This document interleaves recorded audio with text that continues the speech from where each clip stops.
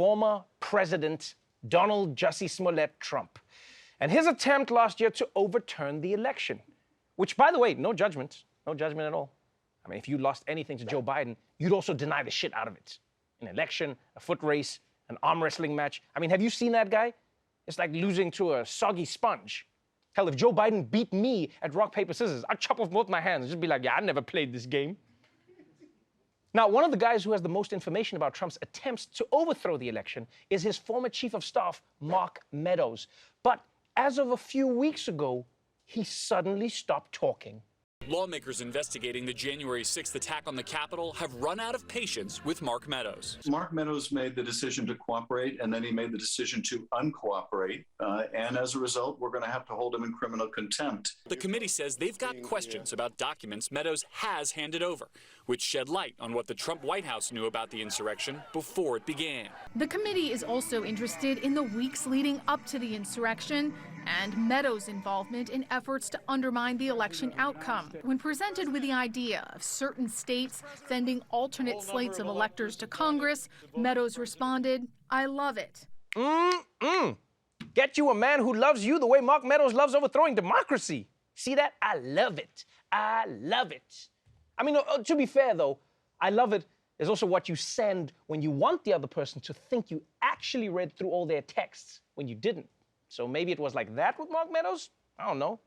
The fact is, though, it looks like Mark Meadows was very involved in Trump's plan to overturn the election.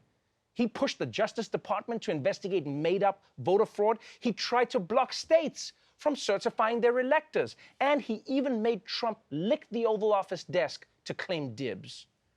And it definitely doesn't look good that he stopped cooperating with the investigation. I mean, I do get it, though. You know, he can't be disloyal to Trump because in Trump world, loyalty is everything. You take care of Trump, and Trump takes care of you. Unless you're John Bolton, or Jeff Sessions, or Rudy Giuliani, or Melania, or Michael Cohen, or anybody else he's ever known. It's called loyalty. But before he stopped cooperating, Meadows did hand over a lot of documents to the committee. And one thing they discovered were a bunch of frantic text messages that he got during the Capitol riots. And some of them came from Donald Trump's closest advisors. Fox entertainers frantically texted Mark Meadows as the Capitol riot was happening and urged him to get then-President Trump to stop it. In one text exchange, Hannity urged Meadows to tell Mr. Trump to, quote, make a statement and ask people to leave the Capitol. Brian Kilmeade saying, please get him, Trump, on TV, destroying everything you have accomplished. Laura Ingraham writing, Mark, the president needs to tell the people in the Capitol to go home. This is hurting all of us. He is destroying his legacy. Oh, man, this is so amazing. Yeah, because you realize Fox News has spent the whole year acting like January 6th was nothing. Just nothing. It's just a few, you know, patriots just having their voices heard. But it turns out that in private, they were freaking out about it. Freaking out. This is like finding out the flight attendant who's been telling you that it's just a little turbulence is actually going back into the cockpit like, doesn't anybody know how to fly this thing? We're all gonna die!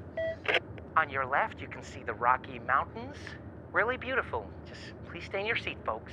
And I love that they were so concerned that this could ruin Trump's legacy. If he gets somebody killed today, no one will remember that time he told everyone to drink bleach. It's crazy that CNN fired Chris Cuomo because he was caught giving secret advice to a politician, his brother. But now, it turns out that basically everyone at Fox News was giving secret advice to President Trump and his people. But I mean, I guess that's what makes it okay, yeah? Like if one person at your network has no integrity, that's a problem. Or if nobody has integrity, that's a company policy.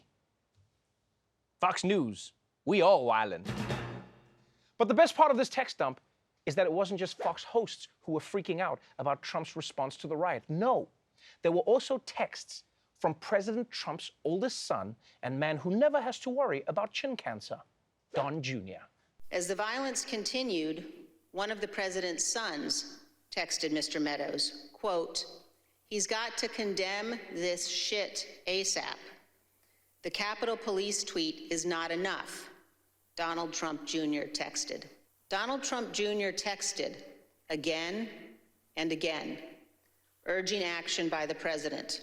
Quote, "We need an Oval Office address. He has to lead now. It has gone too far and gotten out of hand." Yeah.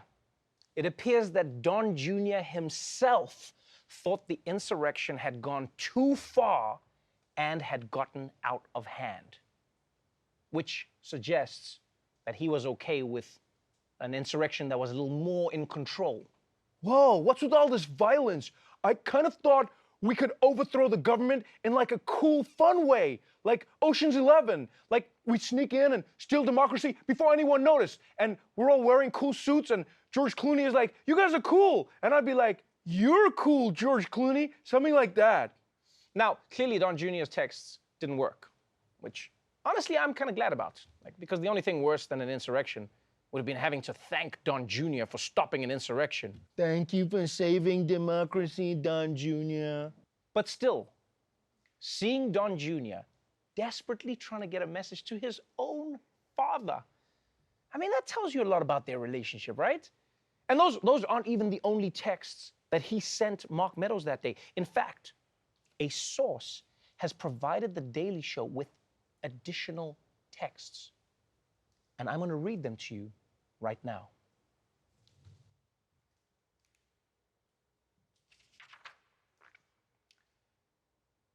Later that day, Don Jr. texted Mark Meadows again, quote, "Hey man, just wanted to see if you passed those messages to my dad yet."